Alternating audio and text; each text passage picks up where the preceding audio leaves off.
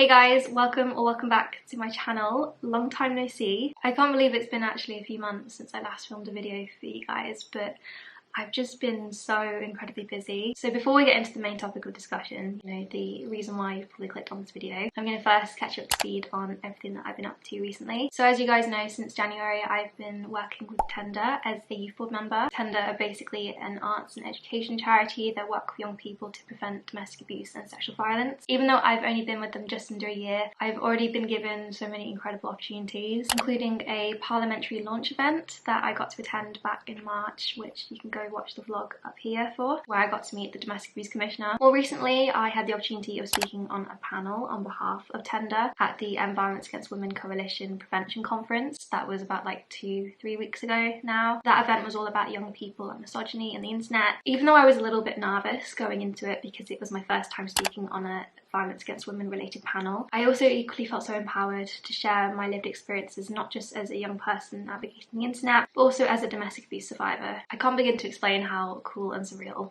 the event itself was, because on the other panels of the day there were academics and charities that I'd literally cited in my master's dissertation. I can still remember citing their specific statistics and like research findings, and then to hear them not only in person but then to also relay that information right in front of me and being like, oh my god, I literally feel like I'm reading my master's dissertation right now. I felt like such a fangirl. And for them to also come up to me after my panel saying they felt it was really moving and emotive, it meant so much. Alongside Tender, I have also recently become an ambassador for the I Will movement. I've also been working with UN Women UK. Back in March, I was a delegate for the CSW 68. Also with UN Women UK this summer, I volunteered with them at a festival over a weekend, helping to make that festival more of a safe space, which you guys will know if you've watched my last vlog. One super exciting thing that I haven't yet been able to share on YouTube, but again, if you follow me on Instagram, you will definitely know about it, that I still can't believe that I can actually share now because it's been in the pipeline for just ages. But back in October, on the first day of Domestic Abuse Awareness Month, I launched my new community page, Why Didn't You Leave?, which is all about spreading awareness about domestic abuse and tackling victim blaming attitudes and stigma and, breaking the silence. Because hopefully, as the last few minutes have shown, I really want to use my lived experience for good and to help educate others, because looking back, I definitely feel like I wish someone had shown me what I was going through a lot sooner. On the community page, I'm not just going to be sharing educational resources and stuff, but I'm also going to be sharing a little bit about my lived experience, because there's power in examples, and I truly believe if I'd heard more people sharing their stories and lived experiences, I'd have been like, oh wait, I actually identify with that. It would really mean the world if you could go give it a follow. There's so much power in knowledge and educating yourself. I thought I knew what domestic abuse was until I went through it and was like, oh.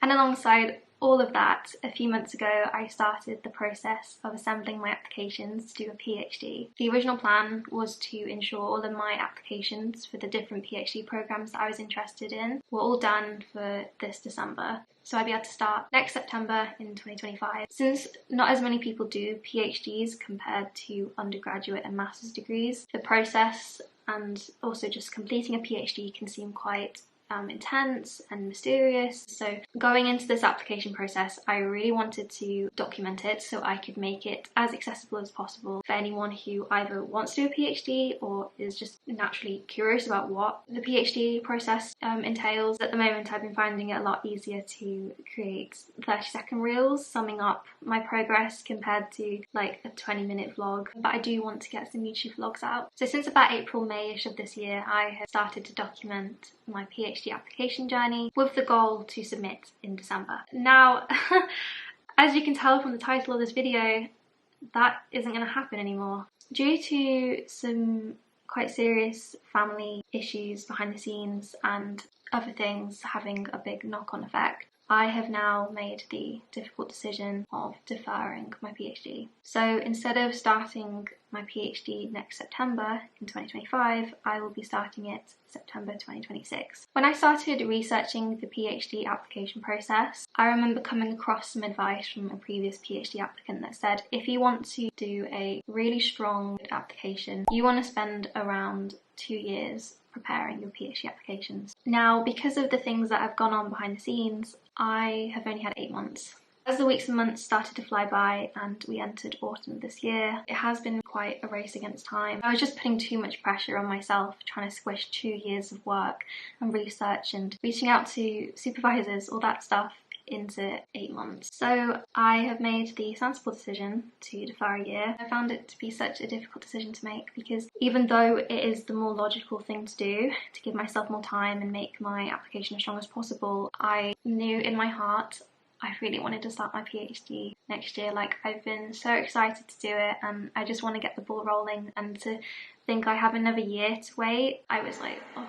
But getting to the point where I felt like I was almost rushing my applications was having such a detrimental impact on my mental health. Like, I felt like I was waking up every single day panicking about it, and I don't want to feel any of those emotions regarding my PhD. So as soon as I spoke to others about how I was feeling and agreed that it was probably best to defer a year, I just immediately felt this like weight lift off my chest, knowing that I have more time now. By deferring next year, I will be able to continue researching my possible PhD proposal ideas without that insane time pressure that I put myself under. I will also be able to get to know my potential PhD supervisors more that I've already been in contact with. I will also be able to further the links that I have been making with these domestic abuse charities and other industry experts that I have been working with this year. Also using this time to really focus on my personal development and upskill as a researcher before my PhD. So yeah, don't worry if you clicked on this video going, oh my god, Gaia's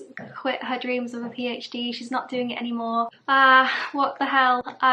Don't worry, I am still very much wanting to do my PhD still. It's been a dream ever since I was like 17, and it's a goal that I still very much want to attain. I'm just giving myself a bit more time to prepare. Also, another thing that I'm going to be focusing on in the upcoming weeks is preparing to travel to Australia. I think this is actually the first time that I'm like officially announcing it on YouTube. I've already mentioned it on Instagram, so if you follow me on there, you'll already know about it. If you've actually been following me on YouTube pretty much since like the start of my channel, or like since like maybe the first year, you'll know that I have been dreaming of going to Australia for ages. And after nearly 5 years, 2 degrees, the pandemic, and a whole lot of saving later, your girl is finally going. I'll be filming it all too, so you guys will be able to see exactly what I get up to down under. So the plan moving forwards, content-wise, is that since I'm giving myself an extra year to work on my PhD application, I am going to be documenting the entire journey, which I am so excited for, and I would love for you all to come along with me. So yeah, in the new year, expect the start of the PhD application vlogs along with all the Australia vlogs. That's such a surreal sentence.